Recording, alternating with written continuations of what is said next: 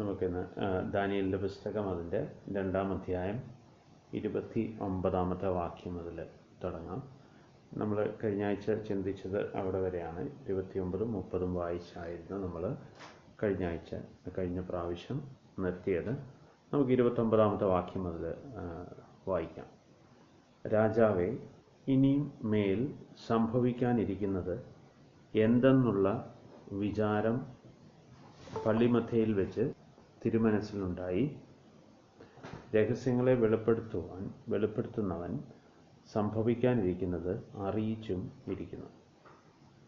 എനിക്കോ ജീവനോടിരിക്കുന്ന യാതൊരുത്തനേക്കാളും അധികമായ ജ്ഞാനമൊന്നും ഉണ്ടായിട്ടല്ല, രാജാവിനോട് അർത്ഥം ബോധിപ്പിക്കേണ്ടതിനും തിരുമനസ്സിലെ വിചാരം തിരുമനസ്സുകൊണ്ട് അറിയിക്കേണ്ടതിനും അത്രേ ഈ രഹസ്യം എനിക്ക് വെളിപ്പെട്ട് ഇരിക്കുന്നത്. അപ്പം ഞാനത് ഇംഗ്ലീഷിൽ ഇവിടെ നിന്ന് വായിക്കാം. 30th വേഴ്സ് മാത്രം.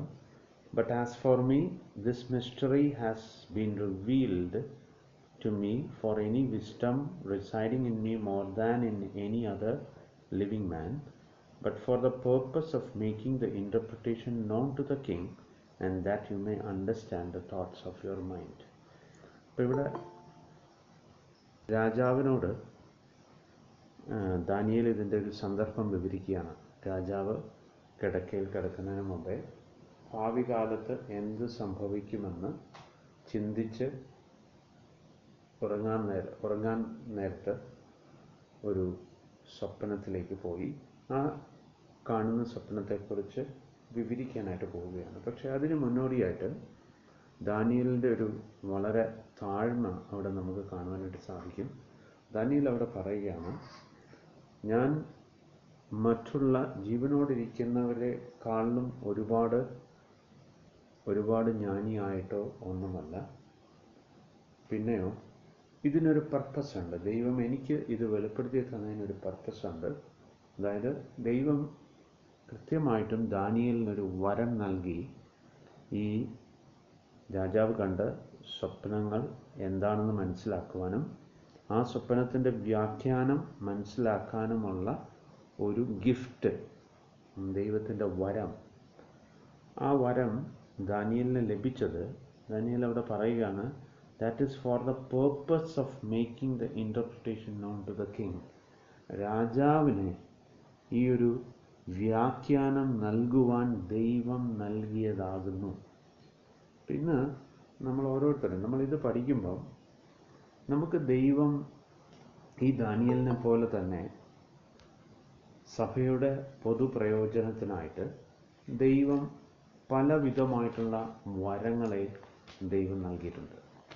നമ്മളത് 1 കൊരിന്ത്യർ 12-ാം അധ്യായത്തിൽ വായിക്കുന്നുണ്ട്, വിവിധ തരങ്ങളിലുള്ള വരങ്ങളെക്കുറിച്ച്. ഈ വരങ്ങളെല്ലാം നൽകിയിരിക്കുന്നത് നമ്മളുടെ മഹത്വത്തിനോ പുകഴ്ചയ്ക്കോ അല്ല. ഇപ്പം ദാനിയേൽ ഒരിടത്ത് പോലും ദാനിയേലിനെ പുകഴ്ത്തി ഒന്നും പറയുന്നില്ല. തനിക്കൊരു പുകഴ്ചയും വേണ്ട. ദാനിയേൽ അഡ്മിറ്റ് ചെയ്യുവാണ്, ഞാൻ ബാക്കിയുള്ളവരെക്കാൾ ബുദ്ധിമാനായതുകൊണ്ടൊന്നുമല്ല ദൈവം ഇതെനിക്ക് മനസ്സിലാക്കി തന്നത്. ഇവിടെ ഇപ്പോഴത്തെ ഒരു ആവശ്യമെന്ന് പറഞ്ഞാൽ രാജാവിനെ സെർവ് ചെയ്യുക. ഒരു ജാതീയ രാജാവായിരിക്കാം, പക്ഷേ അയാളെ സെർവ് ചെയ്യാൻ വേണ്ടി ദൈവം എനിക്ക് തന്നിരിക്കുന്ന ഒരു വരദാനം മാത്രമാണ്. ഇതുപോലെ തന്നെയാണ് നമ്മളിലെ സഭയിൽ ദൈവം നമുക്ക് ഓരോരുത്തർക്കും ഓരോ വരങ്ങൾ ദൈവം നമുക്ക് തന്നിട്ടുണ്ടാവും. ചിലർക്ക് ഇടയ ശുശ്രൂഷയായിരിക്കാം, അതായത് പാസ്റ്ററിങ് വർക്കായിരിക്കാം. ചിലർക്ക് അഡ്മിനിസ്ട്രേറ്റീവ് വർക്കായിരിക്കാം. ചിലർക്ക് ദൈവവചനം പഠിപ്പിക്കുന്ന വരമായിരിക്കാം. ചിലർക്ക് ദാനം കൊടുക്കുന്ന വരമായിരിക്കാം. ചിലർക്ക് ഇവാഞ്ചലിസ്റ്റ് ആകാനുള്ള അല്ലെങ്കിൽ സുവിശേഷം അറിയിക്കുന്ന വരമായിരിക്കാം. ഇങ്ങനെ ഡിഫറെൻ്റ് വരങ്ങൾ ദൈവം സഭയിൽ ഓരോരുത്തർക്കും കൊടുക്കുന്നു. അതിൻ്റെ ഈ 12-ാം അധ്യായം ഞാൻ വായിക്കാൻ ഉദ്ദേശിക്കുന്നത് 1 കൊരിന്ത്യർ 12:7 ഇങ്ങനൊരു വേർഡ് പറയുന്നു, എന്നാൽ ഓരോരുത്തന് ആത്മാവിൻ്റെ പ്രകാശനം പൊതുപ്രയോജനത്തിനായി നൽകപ്പെടുന്നു. ദാറ്റ് മീൻസ് ദൈവം ഈ നൽകിയിരിക്കുന്ന എന്തും ആയിക്കോട്ടെ, ചിലർക്ക് ദൈവം പ്രവചനവരം നൽകും. ഈ പ്രവചനവരമെന്ന് പറയുന്നത് ഞാൻ ഒരിക്കൽ കൂടി ഓർപ്പിക്കാൻ നമ്മൾ പലവട്ടം ചിന്തിച്ചിട്ടുള്ള കാര്യമാണ്. നമ്മൾ ഏറ്റവും പ്രധാനമായിട്ട് അതിനകത്ത് വരുന്നത് എൻകറേജ്മെൻ്റാണ്, ഒരു മനുഷ്യനെ പ്രോത്സാഹിപ്പിക്കുകയാണ്. അപ്പോൾ ഈ പ്രൊഫറ്റിക് ഗിഫ്റ്റഡ് ആയിട്ടുള്ള പേഴ്സൺസ്, ചില വ്യക്തികളെ നമ്മൾ അനുഭവിച്ചിട്ടുണ്ടാവും. അവരുടെ അടുത്ത് കുറേ നിമിഷം ഇരുന്നാൽ മാത്രം മതി, നമ്മൾ സ്പിരിച്വലി നമ്മൾ ഒരുപാട് എഡിഫൈഡായി മാറും. അത്രത്തോളം ഗിഫ്റ്റഡ് ആയിട്ടുള്ള പേഴ്സൺസ് ഉണ്ട്. അപ്പോൾ ദൈവം ഇതെല്ലാം നൽകിയിരിക്കുന്നത് എന്തിനു വേണ്ടിയാണെന്ന് വെച്ചാൽ നമ്മുടെ മഹത്വത്തിനോ പുകഴ്ചയ്ക്കോ ഒന്നുമല്ല. That is for the benefit of others. അപ്പോൾ ഇവിടെയും നമ്മൾ സഭയ്ക്ക് ദൈവം ഗിഫ്റ്റ് നൽകിയിരിക്കുന്നത് സഭയുടെ പൊതുപ്രയോജനത്തിനാണ്. അത് അൾട്ടിമേറ്റ്ലി ഇതെല്ലാം കൊണ്ടു തരുന്നത് എന്താണ്? ദൈവത്തിന് മഹത്വം കരയറ്റുകയാണ്. നമ്മളിത് ദാനിയേലിൻ്റെ പുസ്തകത്തിലും അത് തന്നെയാണ്. ഇനി നമ്മൾ ഈ അധ്യായം അവസാനിക്കുമ്പോൾ ഈ ഗിഫ്റ്റ് എല്ലാം ദാനിയേലിന് കൊടുത്തത് ദാനിയേലിന് മഹത്വം ഉണ്ടാക്കാനോ ദാനിയേലിന് പേരുണ്ടാക്കാനോ ഒന്നുമല്ല. നമ്മൾ ലാസ്റ്റ് ഭാഗത്തിലേക്ക് വരുമ്പോൾ അവിടെ എല്ലാ ഗ്ലോറിയും ദൈവത്തിന് ലഭ്യമായി തീരുകയാണ്. The same thing has to happen in the church. സഭയിലും ഇത് തന്നെയാണ് ഉണ്ടാവേണ്ടത്. അല്ലാതെ ഒരല്പം പോലും നമ്മുടെ സ്വയത്തിന് വേണ്ടി, നമ്മുടെ സ്വയത്തിൻ്റെ മഹത്വത്തിന് വേണ്ടിയോ സീക്ക് ചെയ്യുന്ന ഒരു ശുശ്രൂഷയും നമ്മളിൽ നിന്നുണ്ടാകരുത്. കാരണം ദൈവം ഇതെല്ലാം നമ്മുടെ ഹൃദയത്തെ കാണുകയാണ്. നമ്മുടെ ഹൃദയം എന്തിനെയൊക്കെ കാക്ഷിക്കുന്നു, എന്തിനെയൊക്കെ ആഗ്രഹിക്കുന്നു എന്ന് വളരെ ക്ലിയറായിട്ട് ദൈവം കാണുന്നുണ്ട്. അപ്പം നോക്കിക്കേ, ദാനിയേൽ ഈ ഒരു സ്റ്റേറ്റ്മെൻറ്റ് ഇപ്പം നമ്മൾ വായിക്കുന്നത് 2-ാം അധ്യായത്തിൻ്റെ 30-ാമത്തെ വചനത്തിൽ ഇത് പറയുമ്പം തൻ്റെ ഉള്ളിൽ ആ ഭയമുണ്ട്. ദൈവം എൻ്റെ ഉള്ളത്തെ കാണുന്നുണ്ട്. എനിക്കൊരല്പം പോലും അഹങ്കാരം അവിടെ വരാൻ പാടില്ല. രാജാവിൻ്റെ മുമ്പിൽ അഡ്മിറ്റ് ചെയ്യുകയാണ്. എന്നിട്ട് നമുക്ക് തുറന്ന് വായിക്കാം. 31-ാമത്തെ വചനം. രാജാവ് കണ്ട ദർശനമോ വലിയൊരു ബിംബം, വലിപ്പമേറിയതും വിശേഷ ശോഭയുള്ളതുമായ ആ ബിംബം തിരുമുമ്പിൽ നിന്ന് അതിൻ്റെ രൂപം ഭയങ്കരമായിരുന്നു. ബിംബത്തിൻ്റെ തല തങ്കം കൊണ്ടും നെഞ്ചും കയ്യും വെള്ളി കൊണ്ടും വയറും അരയും താമ്രം കൊണ്ടും തുട ഇരുമ്പ് കൊണ്ടും കാൽ പകുതി ഇരുമ്പ് കൊണ്ടും പകുതി കളിമണ്ണ് കൊണ്ടും ആയിരുന്നു. തിരുമനസ്സുകൊണ്ട് നോക്കിക്കൊണ്ടിരിക്കുമ്പോൾ കൈ തൊടാത്ത ഒരു കല്ല് പറഞ്ഞു വന്ന് ബിംബത്തെ ഇരുമ്പും കളിമണ്ണും കൊണ്ടുള്ള കാലിൽ അടിച്ച് തകർത്ത് കളഞ്ഞു. 35-ാമത്തെ വാക്യത്തിൽ ഇരുമ്പും കളിമണ്ണും താമ്രവും വെള്ളിയും പൊന്നും ഒരുപോലെ തകർന്ന് വേനൽക്കാലത്തിൽ കളത്തിലെ പതിർ പോലെയായി തീർന്നു. ഒരിടത്തും തങ്ങാതെ വണ്ണം കാറ്റവയെ പറപ്പിച്ചു കൊണ്ട് പോയി ബിംബത്തെ അടിച്ച കല്ല് ഒരു മഹാപർവ്വതമായി തീർന്ന് ഭൂമിയിലൊക്കെയും നിറഞ്ഞു. ഇതത്രേ സ്വപ്നം. അപ്പം ആദ്യമായിട്ട് ദാനിയേൽ ക്ലിയറായിട്ട് ആ കണ്ട സ്വപ്നത്തെ പറയുകയാണ്. താൻ കണ്ട ഒരു വലിയ പ്രതിമ, ആ പ്രതിമയിൽ ഡിഫറെൻ്റ് മെറ്റൽസിലുള്ള അല്ലെങ്കിൽ ഡിഫറെൻ്റ് മെറ്റീരിയൽസ് കൊണ്ട് ഉണ്ടാക്കിയിരിക്കുന്ന ഒരു പ്രതിമയാണ് ഈ രാജാവ് കാണുന്നത്. അപ്പം നമ്മൾ ഈ ഒരു മെറ്റീരിയലിനെ നമ്മൾ നോക്കുകയാണെങ്കിൽ തല സ്റ്റാർട്ട് ചെയ്യുന്നത് സ്വർണം കൊണ്ടാണെങ്കിൽ പിന്നീട് silver, bronze, iron and clay. ഇത് കാണിക്കുന്നത് എന്താണെന്ന് വെച്ച് കഴിഞ്ഞാൽ ഈ ജാതീയ ശരിക്കും ഇസ്രായേൽ ജനം യെരുശലേമിൽ ജീവിച്ച് യെരുശലേം അവരുടെ കയ്യിലായിരുന്ന കാലത്ത് അവരുടെ ഡിസൊബീഡിയൻസ് കാരണം, അവരുടെ അനുസരണക്കേട് കാരണം ദൈവം അവരെ ബാബിലോൺ പ്രവാസത്തിലേക്ക് കടത്തിവിട്ടു. അപ്പം അവിടെ മുതലാണ് നമുക്കറിയാം തല എന്ന് പറഞ്ഞാൽ ഈ സ്വർണ്ണ തല എന്ന് പറയുന്നത് പിന്നീട് നമ്മൾ താഴോട്ട് വായിക്കുമ്പം ദാനിയേൽ അതിൻ്റെ ഇൻ്റർപ്രിട്ടേഷൻ കൊടുക്കുന്നുണ്ട്. ആ തല എന്ന് പറയുന്നത് നെബൂഖദ്നേസറിൻ്റെ എംപയർ ആയിരിക്കുന്ന ബാബിലോൺ സാമ്രാജ്യത്തെക്കുറിച്ചാണ്. അപ്പം ആ ജെൻറ്റൈൽ റൂൾ അല്ലെങ്കിൽ ജാതികളുടെ ഭരണം സ്റ്റാർട്ട് ചെയ്യുന്നത് എവിടെയാണെന്ന് വെച്ചാൽ യെരുശലേം ഇസ്രയേലിന് നഷ്ടപ്പെട്ടു. ബാബിലോണിൻ്റെ സാമ്രാജ്യം മുതൽ ഏതാണ്ട് നമ്മൾ 1967 ജൂൺ മാസം വരെയും ഈ യെരുശലേം ജാതികളുടെ കൈകളിൽ തന്നെ ആയിരുന്നു. എന്ന് വെച്ചാൽ 1967 ഇസ്രയേൽ വീണ്ടും ഈ യെരുശലേം ഇസ്രയേലിൻ്റെ ഭാഗമായി തീരുന്നത്. സോ ആ കാലഘട്ടം അത്രയും ജാതീയ കാലഘട്ടമായിരുന്നു. ഈ ജാതീയ കാലഘട്ടത്തിൻ്റെ ഏറ്റവും പ്രൈം, ഏറ്റവും ഗ്ലോറിയസ് ആയിട്ടുള്ള പീരീഡായിരുന്നു ബാബിലോൺ സാമ്രാജ്യം. ഈ ബാബിലോൺ സാമ്രാജ്യത്തിൻ്റെ, അതുകൊണ്ടാണ് അതിൻ്റെ തല എന്ന് പറയുന്നത് സ്വർണം എന്ന് വിശേഷിപ്പിക്കുന്നത്. പക്ഷെ താഴോട്ട് വരുംതോറും അതിൻ്റെ വാല്യൂ കുറഞ്ഞുകൊണ്ടിരിക്കുക. സ്വർണം കഴിഞ്ഞ് പിന്നെ വെള്ളിയാകുന്നു, അല്ലേ? പിന്നെ വരുന്നത് താമ്രം, പിന്നെ ഇരുമ്പ്, പിന്നെ വീണ്ടും അതിൻ്റെ ആ വാല്യൂവും അതിൻ്റെ ശക്തിയും എല്ലാം കുറയുകയാണ്, ഇരുമ്പും കളിമണ്ണും. അപ്പോൾ നോക്കിയാൽ മതി, ഇത് പഠിപ്പിക്കുന്നത് ഒരു ഹ്യൂമാനിറ്റിയുടെ, ഒരു മാനവികതയുടെ ഒരു തകർച്ചയാണ്, മൂല്യ തകർച്ച തന്നെയാണ് ഈ പഠിപ്പിക്കുന്നത്. അപ്പം കാലം കഴിയും തോറും മനുഷ്യൻ വിക്കഡായിക്കൊണ്ടിരിക്കുന്നു, മനുഷ്യൻ്റെ മൂല്യങ്ങളെല്ലാം നശിച്ചുകൊണ്ടിരിക്കുന്നു. അപ്പം ഈവൻ ആ ഒരു ഭരണം തന്നെ, അല്ലെങ്കിൽ രാജ്യത്വം തന്നെ നോക്കുമ്പോഴും അതിൻ്റെ ഗ്ലോറി എല്ലാം ഇങ്ങനെ എന്ത് ചെയ്തുകൊണ്ടിരിക്കുക, അത് കുറഞ്ഞുകൊണ്ടിരിക്കുകയാണ്. നമുക്ക് വായിക്കാം. ഇങ്ങനെ നിൽക്കുമ്പം ഇതാണ് ഇതിത്രയും ഈ ഒരു സ്റ്റാച്യുവിനെ കുറിച്ച് വിവരിച്ചിട്ട് 34-ാമത്തെ വാക്യത്തിൽ പറയാണ്, തിരുമനസ് കണ്ട് നോക്കിക്കൊണ്ടിരിക്കുമ്പോൾ വേറൊരു കാഴ്ച കാണുകയാണ്. കൈ തൊടാത്ത ഒരു കല്ല് പറഞ്ഞു വന്ന് ബിംബത്തെയും ഇരുമ്പ് കളിമണ്ണ് കൊണ്ടുള്ള കാലിൽ അടിച്ച് തകർത്ത് കളഞ്ഞു. അപ്പോൾ ഇവിടെ ഈ ബിംബത്തെ മൊത്തത്തിൽ വന്ന് അടിച്ച് തകർത്തെന്നല്ല പറയുന്നത്.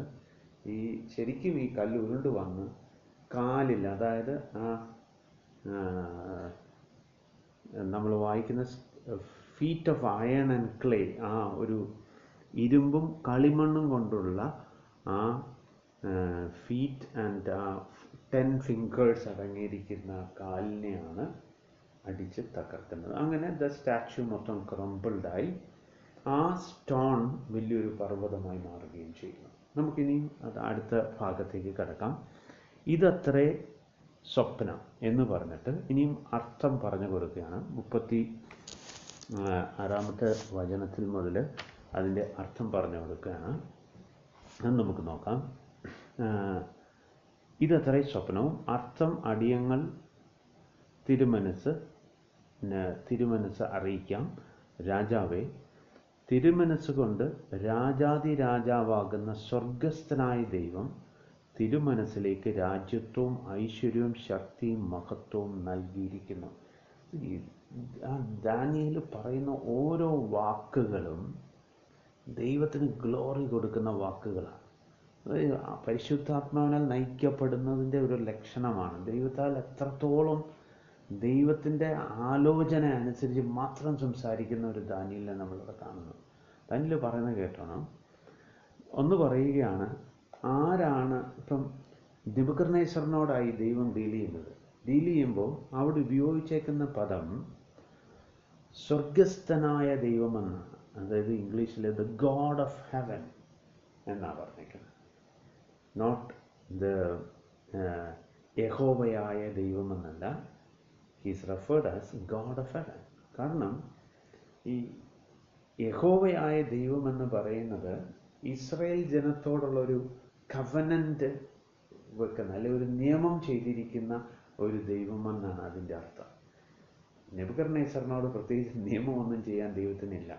ബട്ട് ഇസ്രായേൽ ജനത്തിൻ്റെ അനുസരണക്കേട് കാരണം ആ ഇസ്രായേൽ ജനത്തെ, അല്ലെങ്കിൽ യഹൂദ ഗോത്രത്തെ മൊത്തം നെബൂഖദ്നേസറിൻ്റെ കൈകളിൽ ഏൽപ്പിച്ചു എന്നുള്ളതാണ്. ഇവിടെ നെബൂഖദ്നേസറിനെ ഒരു ടൂളായിട്ട് ദൈവം ഉപയോഗിക്കുകയാണ്. ദൈവത്തിൻ്റെ ജനത്തെ നന്നാക്കാൻ, മര്യാദ പഠിപ്പിക്കാൻ ദൈവം ഒരു ജാതീയ രാജാവിനെ ഇപ്പം ദൈവത്തിൻ്റെ ദാസനായിട്ട് എടുത്തിരിക്കുകയാണ്. സോ അതാണ് നെബൂഖദ്നേസറിനെ കുറിച്ച്, അല്ലെങ്കിൽ നെബൂഖദ്നേസറിനോട് ദാനിയേൽ പറയുകയാണ്, you O king, that the king of kings, to whom the God of heaven has given the kingdom, the power, the strength and the glory. ഇവിടെ ക്ലിയർ ആയിട്ട് പറയാം, നിനക്ക് ഇപ്പം ലഭിച്ചിരിക്കുന്ന ഈ രാജ്യവും ശക്തിയും ബഹുമാനവും മഹത്വവും എല്ലാം സ്വർഗത്തിലൊരു ദൈവമുണ്ട്. അത് നെബൂഖദ്നേസറിന് അറിയത്തില്ല. അങ്ങനെ ഒരു ദൈവത്തെക്കുറിച്ച് അറിയില്ല. ആ ദൈവം നിനക്ക് തന്നിരിക്കുന്നതാണ്. എന്നിട്ട് തുടർന്ന് 38-ാമത്തെ വചനത്തിൽ മനുഷ്യൻ പാർക്കുന്നിടത്തൊക്കെയും, അപ്പം അതിൻ്റെ ആ എംപയറിൻ്റെ എക്സ്റ്റെൻഡാണ് പറയുന്നത്, ദ ഹോൾ ലാൻഡ്, അതായത് ഏകാധിപത്യം, നെബൂഖദ്നേസറിൻ്റെ ഏകാധിപത്യത്തെക്കുറിച്ചാണ് പറയുന്നത്. മനുഷ്യർ പാർക്കുന്നിടത്തൊക്കെയും അവരെയും കാട്ടിലെ മൃഗങ്ങളെയും ആകാശത്തിലെ പക്ഷികളെയും അവൻ തൃക്കൈയിൽ തന്ന എല്ലാറ്റിനും തിരുമനസ്സിനെ അധിപതി ആക്കിയിരിക്കുന്നു. പൊന്നുകൊണ്ടുള്ള തല തിരുമനസ്സുകൊണ്ട് തന്നെ. ഈ ഗോൾഡൻ ഹെഡ് എന്ന് പറയുന്നത് നെബൂഖദ്നേസർ തന്നെ, അല്ലെങ്കിൽ ബാബിലോൺ സാമ്രാജ്യമാണ്. ഇപ്പം നമുക്കതിൻ്റെ ഒരു ഡേറ്റ് പറഞ്ഞു കഴിഞ്ഞാൽ ഏതാണ്ട് 626 BC മുതൽ 539 എന്ന് പറഞ്ഞാൽ ഓൾമോസ്റ്റ് 70 വർഷം നീണ്ടു നിന്ന ഒരു ബാബിലോൺ സാമ്രാജ്യമാണ് ഈ സ്വർണത്തിലുള്ള തല എന്ന് വിശേഷിപ്പിക്കുന്നത്. ആ എംപയറിനെ അല്ലെങ്കിൽ ആ സാമ്രാജ്യത്തെ കാണിക്കുന്നതാണ്. അതുവരെയും അത്രയും ഗ്ലോറിയസ് ആണ്. ഇപ്പം നെബൂഖദ്നേസറിനോട് ദാനിയേൽ അറിയിക്കുകയാണ്, ഇത് തന്നത് സ്വർഗത്തിലിരിക്കുന്ന ഒരു ദൈവമുണ്ട്, ഹു റെയിൻസ്, അവനാണ് സകലത്തിനെയും ഭരിക്കുന്നത്. ഒരുപക്ഷെ ഇസ്രായേൽ ജനത്തിനോട് മാത്രമേ കവനൻ്റ് ഉണ്ടെങ്കിലും ഈ ഭൂമിയിൽ നടക്കുന്ന ഓരോ കാര്യങ്ങളിലും ദൈവം അനുവദിക്കാതെ ഈ ഭൂമിയിൽ ഒന്നും സംഭവിക്കുന്നില്ല. അപ്പം നെബൂഖദ്നേസറിന് ഈ ശക്തി ലഭിക്കണമെങ്കിൽ, നെബൂഖദ്നേസറിന് ഈ അധികാരത്തിൽ വരണമെങ്കിൽ സ്വർഗത്തിലിരിക്കുന്ന ഒരു ദൈവമുണ്ട്. ആ ദൈവം അനുവദിച്ചിട്ട് തന്നെയാണ് ഇത് സംഭവിക്കുന്നത്. നമുക്ക് തുടർന്ന് നോക്കുവാണെങ്കിൽ അടുത്തത്, അപ്പം ഇവിടെ നമ്മൾ മറ്റൊരു ട്രൂത്ത് മനസ്സിലാക്കുന്നത്, നമുക്ക് ദാനിയേലിൻ്റെ ഒരു വീക്ഷണം അതാണ്. ദാനിയേൽ അവിടെ പറയുന്നത് എല്ലാം സകലതും നൽകിയിരിക്കുന്നത് ദൈവമാണെന്ന് പറയുമ്പോൾ നെബൂഖദ്നേസർ ഇപ്പോഴും ഇത് അംഗീകരിച്ചിട്ടില്ല. നെബൂഖദ്നേസറിന് ഒന്നാമത്തെ കാര്യം അറിയില്ല, ഈ ദൈവത്തെക്കുറിച്ച് അറിയില്ല. തൻ്റെ സ്വന്തം ശക്തിയിലും സ്വന്തം മിടുക്കുകൊണ്ടും താൻ ലഭിച്ച ഇത് കിട്ടിയതാണെന്ന് തന്നെയായിരിക്കും വിചാരിക്കുന്നത്. അപ്പോൾ ഇത് തന്നെയാണ് എപ്പോഴും ഒരു ക്രിസ്തുവിനെ ഫോളോ ചെയ്യുന്ന വ്യക്തിയും ക്രിസ്തുവിനെ ഫോളോ ചെയ്യാത്ത ഒരു വ്യക്തിയും തമ്മിലുള്ള വ്യത്യാസം അതാണ്. നമ്മുടെ ജീവിതത്തിൽ നമുക്ക് എന്ത് ലഭിച്ചാലും ശരി, അത് ദൈവം അനുവദിച്ചിട്ട് തന്നെയാണ്. ഒരാളത് വിശ്വസിച്ചില്ലെന്ന് പറഞ്ഞാൽ അങ്ങനെ ആവാനൊന്നും പോകുന്നില്ല. പക്ഷെ അയാളുടെ അജ്ഞതയാണ്. ഇവിടെയും നെബൂഖദ്നേസറിൻ്റെ അജ്ഞതയാണ്. എന്നാൽ അതാണ് പരമസത്യം. ദൈവം അറിയാതെ നമ്മുടെ ജീവിതങ്ങളിലും കർത്താവ് അനുവദിക്കാതെ ഒരു കാര്യങ്ങളും സംഭവിക്കും. നല്ലതായാലും തീയതായാലും ദൈവം അനുവദിച്ചേ നമ്മുടെ ജീവിതത്തിൽ എന്തും സംഭവിക്കുന്നു. അതാണ് ദൈവമക്കൾക്ക് ദൈവം തന്നിരിക്കുന്ന ഏറ്റവും വലിയൊരു സെക്യൂരിറ്റി എന്ന് പറയുന്നത്. അത് തന്നെയാണ്. കർത്താവ് അറിയാതെ നമ്മുടെ ജീവിതങ്ങളിൽ ഒന്നും സംഭവിക്കുന്നില്ല. 39-ാമത്തെ വാക്യത്തിൽ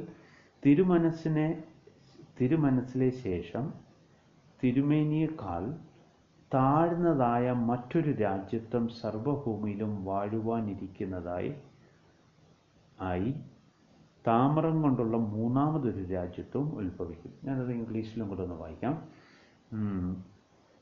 after you there will arise another kingdom inferior to U.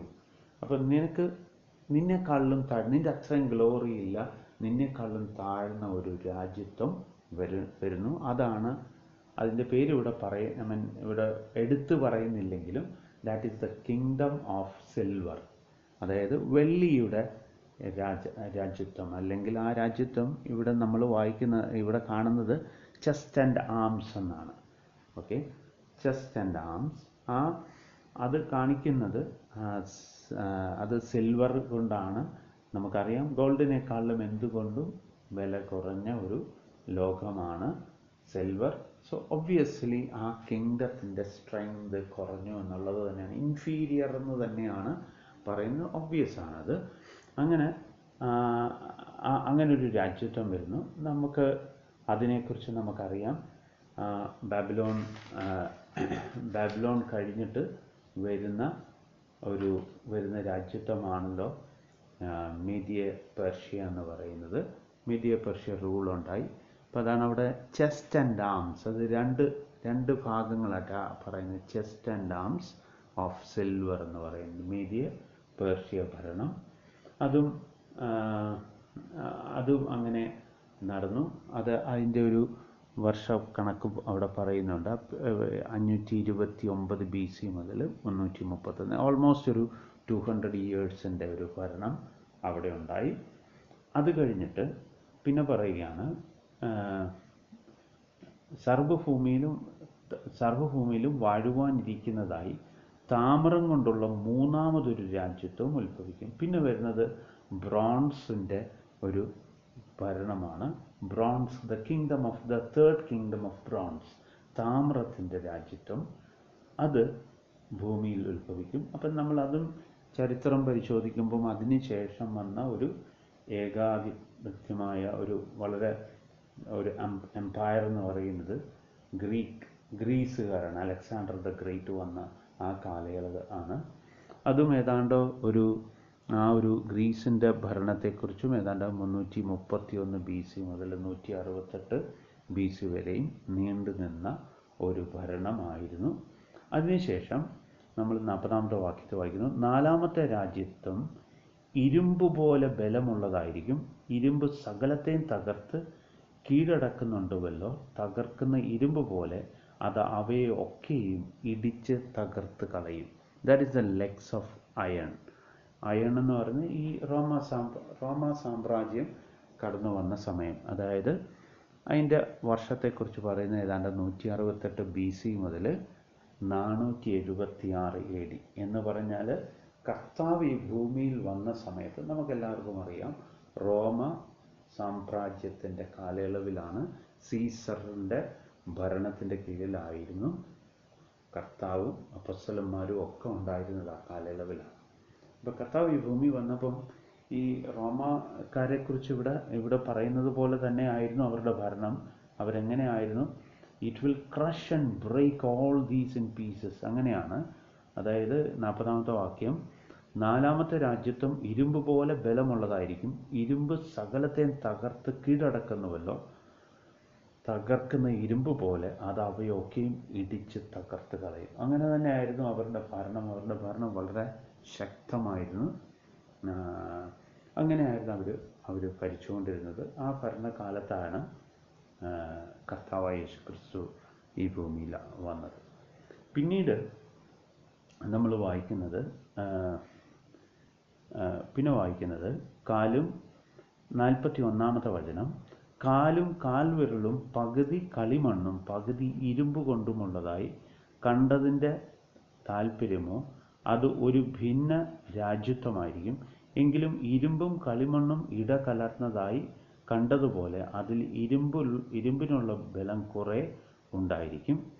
കാൽവിരൽ പകുതി ഇരുമ്പും പകുതി കളിമണ്ണും കൊണ്ടും ആയിരിക്കുന്നത് പോലെ രാജ്യത്വം ഒട്ടും ബലമുള്ളതും ഒട്ടും ഉടഞ്ഞു പോകുന്നതും ആയിരിക്കും. അപ്പോൾ ഇത് വളരെ ക്ലിയറായിട്ട് പറയുകയാണ്.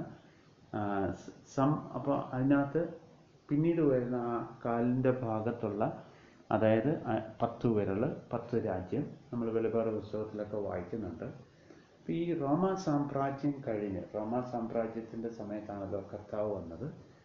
ഈ കർത്താവ് വന്നതിന് ശേഷം നമ്മളെ സംബന്ധിച്ച് വളരെ പ്രധാനപ്പെട്ട ഒരു കാര്യമുണ്ട്. അപ്പോസ്തലപ്രവൃത്തി 2-ാം അധ്യായത്തിൽ പറയുന്നത് പോലെ സഭായുഗം സ്റ്റാർട്ട് ചെയ്യുന്നത് അവിടുന്നാണ്. അവിടം മുതൽ ഇനിയും ഈ റോമ സാമ്രാജ്യം ഇതിൻ്റെ ഇടയിൽ നിന്നുപോയി. പിന്നീട് വരുന്ന ഈ ഒരു ഇപ്പം നമ്മൾ വായിച്ച ആ രാജ്യത്വം, അതായത് ബലമില്ലാത്തത്, കുറച്ച് കാൽവിരൽ പകുതി ഇരുമ്പും പകുതി കളിമണ്ണുമുള്ള രാജ്യങ്ങളാണ്. അതായത് നമ്മൾ എന്ന് പറഞ്ഞാൽ ഒരു ചില ഇന്നത്തെ ഒരു കാലഘട്ടം നമ്മൾ നോക്കുകയാണെങ്കിൽ ചിലയിടത്ത് രാജ്യത്ത് ഡെമോക്രാറ്റിക് റൂളുണ്ട്, ചിലയിടത്ത് വളരെ ഡിക്റ്റേറ്റർഷിപ്പ് ഉണ്ട്. എന്നാൽ ഡിക്റ്റേറ്റർഷിപ്പ് കുറഞ്ഞുകൊണ്ടിരിക്കുന്നു. രാജ്യങ്ങളെല്ലാവരും അവരവരെ തന്നെ ബലവാന്മാരാണെന്ന് പറഞ്ഞാൽ പോലും ആരും അത്രയും പഴയ കാലത്തെ പോലെ ബലമോ ശക്തിയോ ഒന്നുമില്ല. ആ ഒരു അയൺ ആൻഡ് ക്ലേയുടെ ആ മിക്സ് നമുക്കിവിടെ അതുപോലെ തന്നെയാണ് ഇന്ന് കാര്യങ്ങൾ കാണുന്നത്. അപ്പം എന്നാൽ ഈ അപ്പോസ്തല പ്രവൃത്തി 2-ാം അധ്യായത്തിൽ നമ്മൾ കാണുന്നത് ഈ സഭ കാലയളവാണ്. ഈ സഭ കടന്നുപോയി നമ്മൾ വായിക്കുന്നു. നമുക്ക് താഴോട്ട് വരുമ്പോൾ ഈ എന്താ സംഭവിക്കുന്നതെന്ന് വെച്ചാൽ, കാൽവിരലും പകുതി കളിമണ്ണും പകുതി ഇരുമ്പ് കൊണ്ടുള്ളതായി കണ്ടതിൻ്റെ താല്പര്യമോ അതൊരു ഭിന്ന രാജ്യത്വമായിരിക്കും. എങ്കിലും ഇരുമ്പും കളിമണ്ണും ഇടകലർന്നതായി കണ്ടതുപോലെ അതിൽ ഇരുമ്പിനുള്ള ബലം കുറെ ഉണ്ടായിരിക്കും. കാൽവിരൽ പകുതി ഇരുമ്പും പകുതി കളിമണ്ണും കൊണ്ടും ആയിരുന്നതുപോലെ രാജ്യത്വം ഒട്ടും ബലമുള്ളതും ഒട്ടും ഉടഞ്ഞു പോകുന്നതും ആയിരിക്കും. ഇരുമ്പും കളിമണ്ണും ഇടകലർന്നതായി കണ്ടതിൻ്റെ താല്പര്യമോ അവർ മനുഷ്യബീജത്താൽ തമ്മിൽ ഇടകലരുമെങ്കിലും ഇരുമ്പും കളിമണ്ണും തമ്മിൽ ചേരാതിരിക്കുന്നത് പോലെ അവർ തമ്മിൽ ചേരുകയില്ല. അപ്പോൾ ഇന്നത്തെ കാലഘട്ടങ്ങൾ നമ്മൾ നോക്കുകയാണെങ്കിൽ അങ്ങനെയൊക്കെ തന്നെയാണ്. ഈ രാജാക്കന്മാരുടെ കാലത്ത് സ്വർഗസ്ഥനായ ദൈവം, ഇനിയുമാണ് നമ്മൾ ശ്രദ്ധിക്കേണ്ട ഒരു കാര്യം, അതായത് സഭ ഉറ്റുനോക്കിക്കൊണ്ടിരിക്കുന്ന ഒരു കാര്യമാണ്. ഈ രാജാക്കന്മാരുടെ കാലത്ത്, അതായത് ഇങ്ങനെ ബ്രിറ്റിലും ചിലത് സ്ട്രോങ്ങും ചിലത് തകരുന്നതുമായിട്ടുള്ള രാജ്യത്തിൻ്റെ ഇടയിൽ. അപ്പോൾ ഈ കാലങ്ങളെന്ന് പറയുമ്പോൾ നമ്മളിപ്പോൾ ഞാൻ മുമ്പേ പറഞ്ഞു, നമുക്ക് ഈ 1967 യഥാർത്ഥത്തിൽ ഇസ്രയേലിന് വീണ്ടും യെരുശലേമിൽ കിട്ടിയത്. അതായത് കർത്താവ് പറഞ്ഞ ആ ടൈം, നമുക്കൊരു വേഴ്സ് വേണമെങ്കിലൊന്ന് വായിക്കാം. അതും കൂടെ ഇതിൻ്റെ കൂട്ടത്തിൽ നിന്ന് വായിക്കുന്നതായിരിക്കും നല്ലത്. ലൂക്കോസിൻ്റെ സുവിശേഷം 21-ാം അധ്യായത്തിൽ ആ ഒരു വേഴ്സും കൂടെ ഒന്ന് വായിക്കുന്നത് നല്ലതായിരിക്കും. 21-ൻ്റെ 24-ാമത്തെ വചനം ഇങ്ങനെ പറയുന്നു. അപ്പോൾ അത് കർത്താവ് ഈ അവസാന ലക്ഷണത്തെക്കുറിച്ചും സൈൻസ് ഓഫ് ദ എൻഡ്, അവസാന കാലത്തെക്കുറിച്ചുള്ള ലക്ഷണങ്ങൾ പറയുമ്പോൾ ഉള്ള കാര്യമാണ് പറഞ്ഞുകൊണ്ട് വരുന്നത്. ആ കാലത്ത് ഗർഭിണികൾക്കും മുല കൊടുപ്പിക്കുന്നവർക്കും അയ്യോ കഷ്ടം, ദേശത്ത് വലിയ ഞെരുക്കവും ഈ ജനത്തിന്മേൽ ക്രോധവും ഉണ്ടാകും. അവർ വാളിൻ്റെ വായ്ത്തലയിൽ വീഴുകയും, ഞാൻ വായിക്കുന്നത് ലൂക്കോസ് 21-ൻ്റെ 24 വായ്ത്തലയിൽ വീഴുകയും അവരെ സകല ജാതികളിലേക്കും ബദ്ധരായി കൊണ്ടുപോവുകയും ജാതികളുടെ കാലം തികയോളം ജാതികൾ യെരുശലേം ചവിട്ടിക്കളയുകയും ചെയ്യും. ഇപ്പം നോക്കി, അവിടെ ഒരു പദം ഉപയോഗിച്ചേക്കുന്നത് Jerusalem will be trampled under foot by the Gentiles until the times of Gentiles are fulfilled. അപ്പം ജാതികളുടെ കാലം കഴിയുവോളം ജാതികൾ എന്ത് ചെയ്യും? യെരുശലേം കൈയടക്കിക്കൊണ്ടിരിക്കും. എന്നാൽ ഇന്ന് ഞാൻ ആ പറഞ്ഞ ആ ഒരു വർഷം 1967 ഇന്ന് ഈ യെരുശലേം ഇന്ന് ഇസ്രായേലിൻ്റെ കയ്യിലായി. അപ്പം അതുവരെയും ഇതിങ്ങനെ സംഭവിച്ചുകൊണ്ടേയിരിക്കും. ഇപ്പം നോക്കിക്കേ, ഈ ഒരു ടൈമിൽ ആണ്, അതായത് നമ്മളിപ്പോൾ ഈ നിൽക്കുന്ന സമയമെന്ന് പറയുന്നത് ഏതാണ്ടോ ഈ കാൽ വിരലിൻ്റെ ആ ഒരു കിങ്ഡത്തിൽ നിൽക്കുക എന്ന് പറഞ്ഞാൽ, ബിംബം സ്റ്റാർട്ട് ചെയ്തത്, ജെൻറ്റൈലിൻ്റെ റൂള് സ്റ്റാർട്ട് ചെയ്യുന്നത് ബാബിലോണിൽ നിന്നാണ്. അത് എൻഡ് ചെയ്യുന്ന ടൈമിലേക്ക് എത്തിയിരിക്കുക. അതായത് ആ 10 വിരൽ, എന്നാൽ കുറച്ച് ശക്തിയും കുറച്ച് ബലഹീനതയും അടങ്ങിയിരിക്കുന്ന ഒരു അവസ്ഥയിൽ ഇന്ന് നീങ്ങിക്കുക. അപ്പം നമ്മളൊന്ന് ആലോചിച്ച് നോക്കണം, നമ്മൾ ഇന്ന് കർത്താവിനെ വിശ്വസിക്കുന്ന നമ്മൾ എത്രത്തോളം കർത്താവിൻ്റെ വരവുമായിട്ട് എത്രത്തോളം അടുത്തിരിക്കുന്നവരാണ്. അപ്പം നമുക്ക് താഴോട്ട് വായിക്കാം. ഈ രാജാക്കന്മാരുടെ കാലത്ത്, ഞാൻ വായിക്കുന്ന 44-ാമത്തെ വചനമാണ്. രാജാക്കന്മാരുടെ കാലത്ത് എന്ത് സംഭവിക്കുന്നു? സ്വർഗസ്ഥനായ ദൈവം ഒരു നാളും നശിച്ചു പോകാത്ത ഒരു രാജ്യത്വം സ്ഥാപിക്കും. ആ രാജ്യത്വം വേറെ ഒരു ജാതിക്കും ഏൽപ്പിക്കപ്പെടുകയില്ല. അത് ഈ രാജ്യങ്ങളെയൊക്കെയും തകർത്ത് നശിപ്പിക്കുകയും എന്നേക്കും നിലനിൽക്കുകയും ചെയ്യും. കൈ തൊടാതെ ഒരു കല്ല് പർവ്വതത്തിൽ നിന്നും പറിഞ്ഞു വന്ന് ഇരുമ്പും താമ്രവും കളിമണ്ണും വെള്ളിയും പൊന്നും തകർത്ത് കളഞ്ഞതായി കണ്ടതിൻ്റെ താല്പര്യമോ മഹാദൈവം മേലാൽ സംഭവിക്കാനുള്ളതും രാജാവിനെ അറിയിച്ചിരിക്കുന്നു. സ്വപ്നം നിശ്ചയവും അർത്ഥം സത്യവുമാകുന്നു. അപ്പം ഇവിടെ ഇപ്പം നമ്മൾ ഈ 34-ാമത്തെ വാക്യത്തിൽ വായിച്ചു, തിരുമനസ്സുകൊണ്ട് നോക്കിക്കൊണ്ടിരുമ്പോൾ കൈ തൊടാതെ ഒരു കല്ല് പറഞ്ഞു വന്ന് ബിംബത്തെ ഇരുമ്പും കളിമണ്ണും കൊണ്ടുള്ള കാലിൽ അടിച്ച് തകർത്ത് കളഞ്ഞു. അത് തലയിൽ ഹെഡിൽ വന്ന് അടിച്ചെന്നോ നെഞ്ചത്ത് വന്ന് അടിച്ചെന്നോ അല്ല പറയുന്നത്. ആ കല്ല് ഉരുണ്ട് വന്ന് വീഴുന്ന എവിടെയായിരിക്കും? ഇപ്പോൾ കറൻ്റ്ലി എക്സിസ്റ്റ് ചെയ്യുന്ന ഈ രാജ്യങ്ങൾ, 10 രാജ്യങ്ങൾ എന്തായാലും ഈ ആൻറ്റിക്രൈസ്റ്റിൻ്റെ റൂളാണ് ഈ നടക്കുന്നത്. ഇതിൻ്റെ ആ ഒരു യഥാർത്ഥമായിട്ടുള്ള ഒരു ഇത് വരുന്നത് ഈ 10 രാജ്യങ്ങൾ പ്രൊനൗൺസ്ഡ് ആയിട്ട് വരുമ്പോഴത്തേന് എത്രത്തോളം നമ്മൾ മനസ്സിലാക്കണം. എന്താ ജാതികളുടെ സമയം ഫുൾഫിൽഡ് ആയി കഴിഞ്ഞു. കാരണം ഇസ്രയേലിന് യെരുശലേം കിട്ടിയപ്പോൾ തന്നെ ആ times of the Gentiles fulfilled ആയി. നമുക്ക് ഏത് നിമിഷവും പ്രതീക്ഷിക്കാവുന്ന ഒരു കാര്യമാണ് ഈ കല്ല് ഉരുണ്ട് വന്ന് ഈ കാലിൽ വന്ന് ഇടിച്ച് തകർക്കാവുന്ന ആ ഒരു സംഭവം ഏത് നിമിഷവും സംഭവിക്കാവുന്ന ഒരു കാര്യമാണ്. സോ ഇതാണ് നമ്മളൊന്ന് ആലോചിച്ച് നോക്കണം. ഇതൊന്നും സംഭവിക്കുന്നതിന് മുമ്പ് റോമ സാമ്രാജ്യത്തിൽ നിന്നപ്പോൾ അപ്പോസ്തലനായ പൗലോസ് പറയുന്നു, നമ്മുടെ രക്ഷ ഏറ്റവും അടുത്തിരിക്കുന്നു, നാം വിശ്വസിച്ച നാളിനേക്കാൾ നമ്മുടെ രക്ഷ ഏറ്റവും അടുത്തിരിക്കുന്നു. റോമ സാമ്രാജ്യം ഭരിച്ചുകൊണ്ടിരുന്നപ്പോൾ പൗലോസ് പറഞ്ഞെങ്കിൽ ഇന്ന് അതും കഴിഞ്ഞു. ഇന്ന് നമ്മൾ കാലിൻ്റെ ആ പാദത്തിൽ വന്നിരിക്കുക. അതായത് ആ വലിയ കല്ല് ഉരുണ്ട് വന്ന് വീഴാറായി. ഈ സമയം നമ്മൾ ആ പൗലോസിനേക്കാളൊക്കെ എത്രയോ ശുഷ്കാന്തിയോടുകൂടി നിൽക്കേണ്ട ആളുകളാണ് നമ്മൾ ഈ കർത്താവിൻ്റെ വരവിന് വേണ്ടി. എന്നാൽ എവിടെയാണ് നമ്മുടെ ശുഷ്കാന്തി? നമ്മളോട് തന്നെ ചോദിക്കേണ്ട ഒരു ചോദ്യമാണ്. ഈ പാസേജ് വായിച്ചിട്ട് നമ്മൾ ഇതിൻ്റെ സംഭവ വികാസങ്ങളും ഒക്കെ പഠിപ്പിച്ച് ചാർട്ടും ഒക്കെ പഠിച്ചിട്ട് ഒരു കാര്യമില്ല. നമുക്ക് കർത്താവിൻ്റെ വരവിന് വേണ്ടി ഈ മെസ്സേജുകളും ഈ ദൈവത്തിൻ്റെ വേർഡുകളും ഒക്കെ കർത്താവിന് വേണ്ടി ഒരുക്കുവാൻ ഇത് നമ്മളെ സഹായിക്കുന്നില്ലെങ്കിൽ ഈ പഠനമൊക്കെ വൃഥാവായി പോകത്തേ ഉള്ളൂ. നമ്മൾ ഇതാ മനസ്സിലാക്കേണ്ടത്. The time is so near, the time is at hand. സമയം ഏറ്റവും അടുത്തിരിക്കുകയാണ്.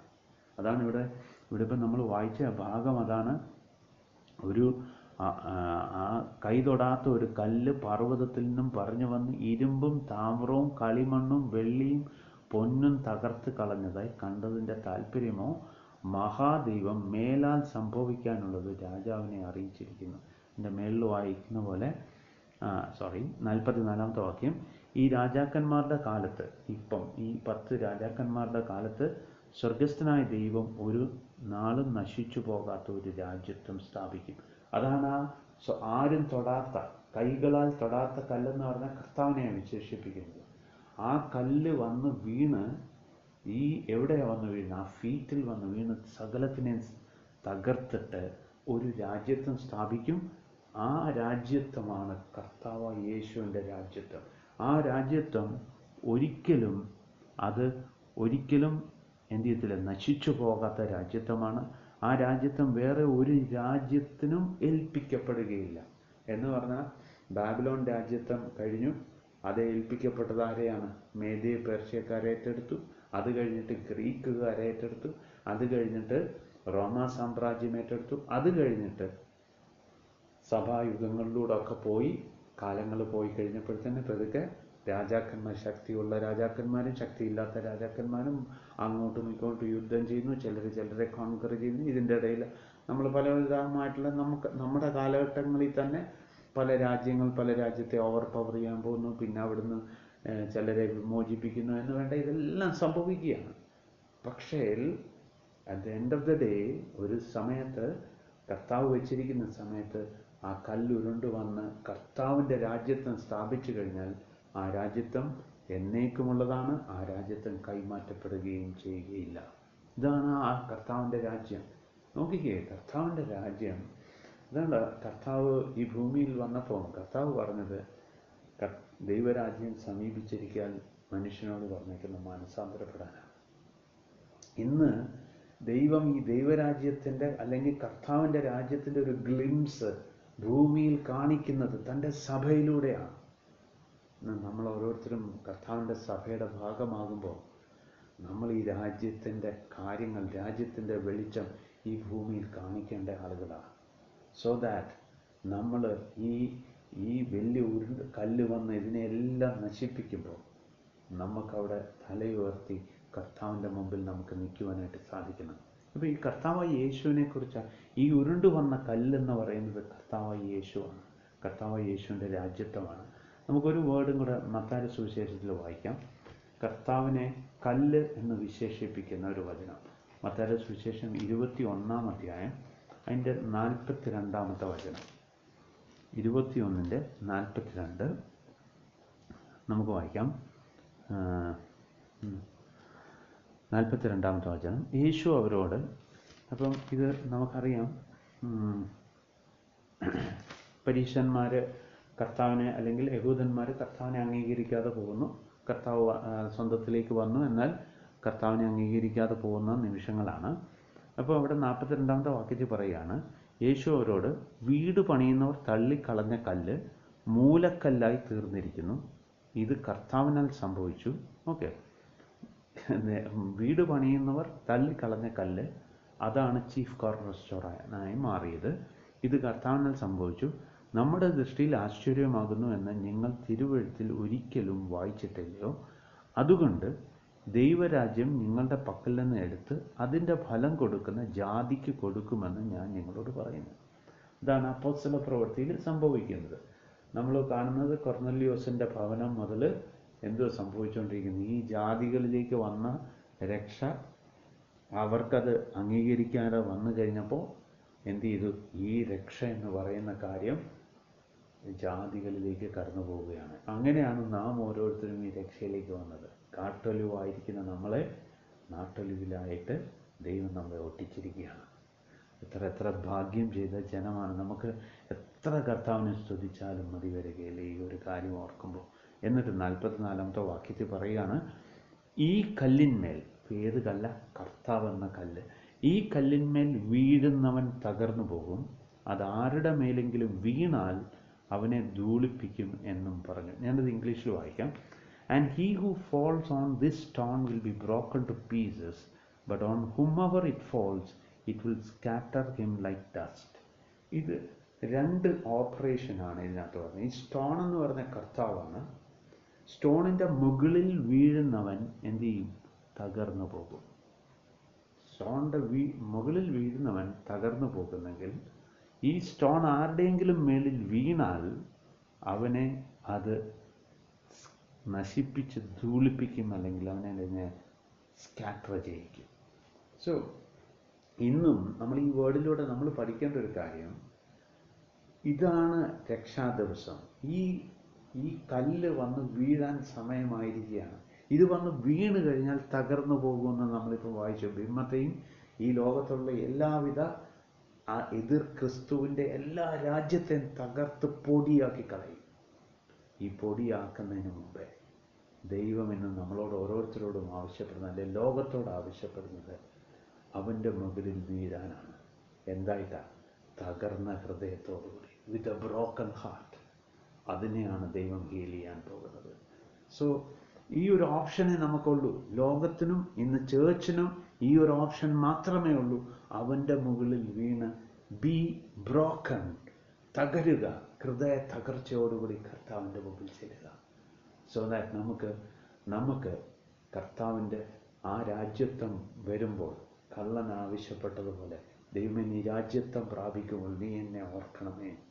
അതെ, നമുക്ക് ആ കല്ല് ഇവിടെ വന്ന് ഈ രാജ്യത്വത്തിനെല്ലാം വൈപ്പ് ഔട്ട് ചെയ്ത് ദൈവരാജ്യം ഇവിടെ എസ്റ്റാബ്ലിഷ്ഡ് ആകുമ്പോൾ അതിൻ്റെ ഭാഗമായി നമുക്ക് ഓരോരുത്തരും തീരണം. അതായിരിക്കണം നമ്മുടെ ലക്ഷ്യം, നമ്മുടെ ആഗ്രഹം. അപ്പോൾ നെബൂഖദ്നേസർ രാജാവ് സാഷ്ടാംഗ വീണ് ദാനിയേലിനെ നമസ്കരിച്ച് അവനൊരു വഴിപാടും സൗരഭവാസനയും അർപ്പിക്കണമെന്ന് കൽപ്പിച്ചു.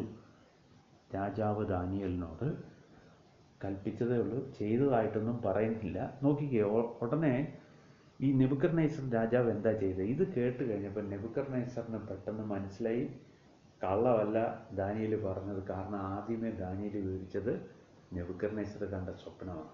അപ്പം അതുകൊണ്ട് തന്നെ നെബൂഖദ്നേസറിനോട് താൻ പറഞ്ഞ അർത്ഥവും ശരിയാണെന്ന് തെളിഞ്ഞപ്പോൾ വേറെ വഴിയൊന്നുമില്ല.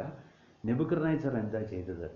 താൻ ഈ ഉടനെ സാഷ്ടാംഗം വീണ് ദാനിയേലിനെ നമസ്കരിച്ചു. ഇത് വായിക്കുമ്പോൾ നമ്മൾ ഓർക്കുന്നത് നല്ല കാര്യമാണല്ലോ. ഇതാണോ ദൈവം ആഗ്രഹിക്കുന്നത്? അല്ല. ഇതിൽ നിന്ന് നമ്മളൊരു പഠിക്കേണ്ട ഒരു പാഠമുണ്ട്. ഇതൊരു ജാതീയ രീതിയാണ് ആരെ ആരാധിക്കാൻ. അതായത് നോക്ക്, ദാനിയേലിലൂടെ ഒരു വലിയ അത്ഭുതം അവിടെ കണ്ടപ്പോൾ ഈ അത്ഭുതം ചെയ്യുന്നവനെ നമസ്കരിക്കുന്ന സ്വഭാവം ആരുടെയാണ്? ജാതികളുടെ സ്വഭാവമാണ്. അതുകൊണ്ടാണ് ഇന്ന് വിശ്വാസികൾ തെറ്റിപ്പോകുന്നതിൻ്റെ ഒരു പ്രധാനപ്പെട്ട കാര്യം എന്താ? എത്രയോ പേരെ വഞ്ചിച്ചുകൊണ്ടിരിക്കുന്നതിൻ്റെ ഒരു പ്രധാനപ്പെട്ട കാര്യം, അത്ഭുതവും രോഗശാന്തിയും ചെയ്യുന്നവർ ഇന്നവർക്ക് ദൈവമായി മാറുകയാണ്. അതുകൊണ്ട് അവരെ സാഷ്ടാംഗം വീഴുകയാണ്. ഒരു വ്യക്തി പ്രാർത്ഥിക്കുമ്പോൾ ആ പ്രാർത്ഥിക്കുന്നതിലൂടെ അത്ഭുതങ്ങൾ നടന്നാൽ എന്താ ആ അത്ഭുതമെല്ലാം എന്താണ്? നമ്മൾ ബൈബിള് ക്ലിയറായിട്ട് വായിച്ച, പ്രത്യേകിച്ച് മർക്കോസിൻ്റെ സുവിശേഷവും 1-2 അധ്യായം വായിക്കുമ്പോൾ അവിടെ പല അത്ഭുതങ്ങളും അടയാളങ്ങളും, അതിനെ അടയാളങ്ങളെന്നാണ് പറയുന്നത്. അവിടെ എല്ലാം എന്തിനു വേണ്ടിയുള്ള അടയാളമാണ്? കർത്താവിലേക്ക് തിരിയാനായിട്ടുള്ള അടയാളമാണ്, കർത്താവിലേക്ക് എത്താനായിട്ടുള്ള അടയാളമാണ്. അല്ലാതെ കർത്താവിലേക്ക് തിരിയുക എന്നുള്ളതാണ്. നെബൂഖദ്നേസർ ജാതീയ രാജാവ്, അയാൾക്ക് ഇപ്പോഴെന്താ മനസ്സിലായത്? അയാളുടെ ഉള്ളിൽ ഒരു ജാതീയ രീതിയാണ് ഈ ഗിഫ്റ്റഡ് ആയിട്ടുള്ള പേഴ്സൺസിനെ ദൈവമാക്കി കളയുക. നമുക്ക് പൗലോസും അത് അനുഭവിച്ചു അല്ലേ? പത്രോസും നമ്മൾ വായിക്കുന്നത്, പത്രോസും യോഹന്നാനും ആ ജനത്തെ പറഞ്ഞു, നിങ്ങളെപ്പോലെ ഉള്ള സാധാ മനുഷ്യരെ മാത്രം, നിങ്ങൾ അവിവേകമൊന്നും ചെയ്യരുതെന്ന് പറഞ്ഞ് നമ്മൾ വായിക്കുന്നുണ്ട്. സോ നമുക്കിതൊരു ജാതീയ ടെൻഡൻസി ഇന്ന് ക്രിസ്ത്യാനികളുടെ ഇടയിൽ, പ്രത്യേകിച്ചും വിശ്വാസികളുടെ ഇടയിൽ ആൾ ദൈവങ്ങളെ ഈ അത്ഭുത രോഗശാന്തിയും എന്ന് വേണ്ട, അല്ലെങ്കിൽ പ്രവചനവും കാര്യങ്ങളും ഒക്കെ പറയുന്നവരെ ദൈവമാക്കി മാറ്റിയിരിക്കുക. ഇത് ഇവിടുന്ന് തുടങ്ങിയതാണ്, ജാതീയ രീതിയാണ്. അപ്പോൾ എന്താ നമ്മൾ നോക്കണം? അവിടുന്ന് നെബൂഖദ്നേസർ അവിടെ സാഷ്ടാംഗം വീഴുന്നു. എന്നിട്ട് പെട്ടെന്ന് 47-ാമത്തെ വചനത്തിൽ, നീ ഈ രഹസ്യം വെളിപ്പെടുത്തുവാൻ പ്രാപ്തനായതുകൊണ്ട് നിങ്ങളുടെ ദൈവം ദേവാദി ദൈവവും രാജാദി കർത്താവും രഹസ്യങ്ങളെ വെളിപ്പെടുത്തുന്നവനുമാകുന്നു സത്യം എന്ന് കൽപ്പിച്ചു. നെബൂഖദ്നേസർ പറഞ്ഞൊരു കാര്യമുണ്ട്, നിങ്ങളുടെ ദൈവം. അത് എൻ്റെ ദൈവം എന്നല്ല പറയുന്നത്, നിങ്ങളുടെ ദൈവം. അത് എന്തായാലും അംഗീകരിച്ചു. ശരിക്കും ദാനിയേൽ വിശ്വസിക്കുന്ന ദൈവമാണ് സ്വർഗത്തിലുള്ള ദൈവം. ആ ദൈവം ഇന്ന് എനിക്ക് ഈ പറഞ്ഞത്, ഈ രഹസ്യം വെളിപ്പെടുത്തുവാൻ നിന്നെ ദൈവം പ്രാപ്തനാക്കി. രാജാവ് ദാനിയേലിനെ മഹാനാക്കി, അവന് അനേകം വിലയേറിയ വലിയ സമ്മാനങ്ങളും കൊടുത്തു. അവനെ ബാബേൽ സംസ്ഥാനത്തിനൊക്കെയും അധിപതിയും ബാബേലിലെ സകല വിദ്വാൻമാർക്കും പ്രധാന വിചാരകനും ആക്കി വെച്ചു. ഓക്കെ, ദൈവം നെബൂഖദ്നേസറിലൂടെ ദൈവം ഇടപെടുന്നു. ദാനിയേലിനെ വലിയൊരു പൊസിഷനിലേക്ക് പ്രൊമോട്ട് ചെയ്യുന്നു. വലിയൊരു സ്ഥാനക്കയറ്റം അവിടെ നടക്കുന്നു. ഇപ്പം നോക്ക്, ദൈവത്തിൻ്റെ ഓരോ വഴികൾ നോക്ക്.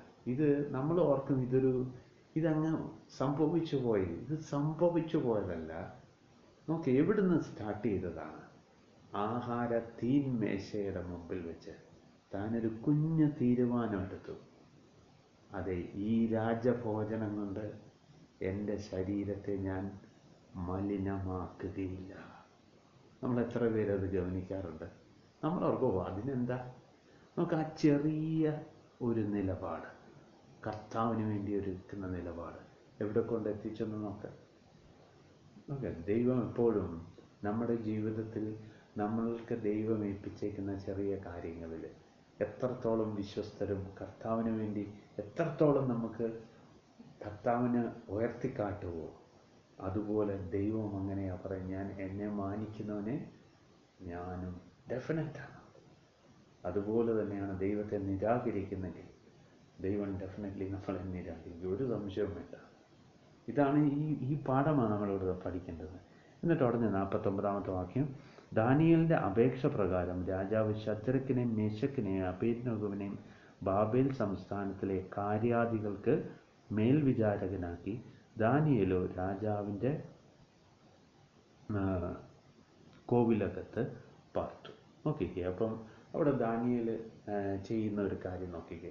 ദാനിയേൽ ഈ പൊസിഷനിലെത്തിയപ്പോൾ ദാനിയേലിൽ നിന്ന് രാജാവിനോടൊരു സ്വാധീനമുണ്ട്. ഈ സ്വാധീനം ഉപയോഗിച്ച് താൻ എന്ത് ചെയ്യുവാണ്?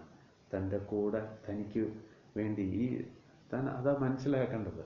താൻ ഈ സ്വപ്നത്തിൻ്റെ വെളിപാടും അതിൻ്റെ അർത്ഥവും പറഞ്ഞപ്പോൾ ഈ അർത്ഥം പറയാൻ വേണ്ടി ഇവർ ഒരു നിലവിളി, നമ്മൾ കഴിഞ്ഞ ആഴ്ചകളിൽ കേട്ടത്, ഇവർ ദൈവസന്നിധി ചെന്ന് എന്താ നിലവിളിച്ചത്? ദൈവമേ കരുണ തോന്നണമേ എന്ന് നിലവിളിച്ചപ്പോൾ ദാനിയേലിൻ്റെ കൂടെ കൂട്ടായ്മയിൽ ചേർന്ന 3 സുഹൃത്തുക്കളുണ്ടായിരുന്നു. ഈ 3 സുഹൃത്തുക്കളെ ഓർത്ത് 3 സുഹൃത്തുക്കളെയും ദാനിയേലിൻ്റെ റിക്വസ്റ്റ് പ്രകാരം എന്ത് ചെയ്തു? രാജാവ് ആ 3 പേരെയും സ്ഥാനക്കയറ്റം കൊടുത്ത് അവർക്കും നല്ലൊരു പൊസിഷൻ കൊടുത്തു. ഇതും നമുക്കൊരു പാഠമാകേണ്ട കാര്യമാണ്. നമുക്ക് ഉണ്ടാകുന്ന പല സ്വാധീനങ്ങൾ, നമുക്ക് ലോകത്തിൽ ദൈവം ഇതുപോലുള്ള പല സ്വാധീനങ്ങൾ ദൈവം നമുക്ക് തരും. ഇത് തന്ന് നമ്മുടെ സ്വന്തം ഇഷ്ടവും നമ്മുടെ കുടുംബവും നമ്മുടെ കുടുംബക്കാരെയും മാത്രം നോക്കി പോകുക എന്നുള്ളതല്ല. നമ്മുടെ സഹവിശ്വാസികളെ എന്തെങ്കിലും രീതിയിലൊക്കെ സഹായം ചെയ്യാൻ ദൈവം അവസരങ്ങൾ തരുന്നെങ്കിൽ അത് നമ്മൾ ചെയ്യുക എന്നുള്ളത് ദൈവം ആഗ്രഹിക്കുന്ന ഒരു കാര്യം തന്നെയാണ്. അപ്പോൾ ഇന്ന് നമ്മൾ പഠിച്ച ഈ ഒരു പാഠത്തിൽ നമ്മളൊന്ന് മനസ്സിലാക്കണം, കർത്താവ് നമുക്ക് തന്നേക്കുന്ന വരങ്ങളെല്ലാം കർത്താവിൻ്റെ ഗ്ലോറിക്ക് വേണ്ടി, കർത്താവിൻ്റെ മഹത്വത്തിന് വേണ്ടി മാത്രമാണ്. 2, അതിപ്രധാനമായിട്ടുള്ളൊരു കാര്യം, നമ്മൾ ജീവിക്കുന്ന ഈ ടൈം, നമ്മുടെ ജാതികളുടെ സമയം കഴിഞ്ഞു. നമ്മൾ നിയറിങ്, നമ്മൾ ഒരു കയ്യും തൊടാത്ത കല്ല് എപ്പോൾ വേണമെങ്കിലും സ്വർഗത്തിൽ നിന്ന് ഉരുണ്ട് ഈ ഭൂമിയിൽ വന്ന് ഈ ഭൂമിയെ മൊത്തവും നിറച്ച് അവൻ്റെ രാജ്യം സ്ഥാപിക്കുക. ഈ സമയത്ത് അവൻ വരുമ്പോൾ അവനെ എതിരേൽക്കുവാൻ റെഡിയായിട്ട് നിൽക്കുന്ന ദൈവത്തിൻ്റെ മക്കളായി തീരട്ടെ. നമുക്കിന്ന് ഈ ഭൂമിയിൽ ഒരുപാട് അട്രാക്ഷൻസും ഒരുപാട് കാര്യങ്ങളും കാണും. ഇതിൻ്റെയൊക്കെ മധ്യയിൽ അതിഭക്ഷണത്താലും അല്ലേ, ഈ ലോകത്തിലെ ചിന്തകളാലും ധനത്തിൻ്റെ വഞ്ചനയിലും ആ ദിവസം ഏത് ദിവസമാണ്? ആ കല്ലുരുണ്ടു വരുന്ന ദിവസം നമുക്കൊരു കെണിയാകാതിരിക്കുവാൻ സൂക്ഷിച്ചു കൊള്ളട്ടെ. ദൈവം നമ്മളെ സഹായിക്കട്ടെ.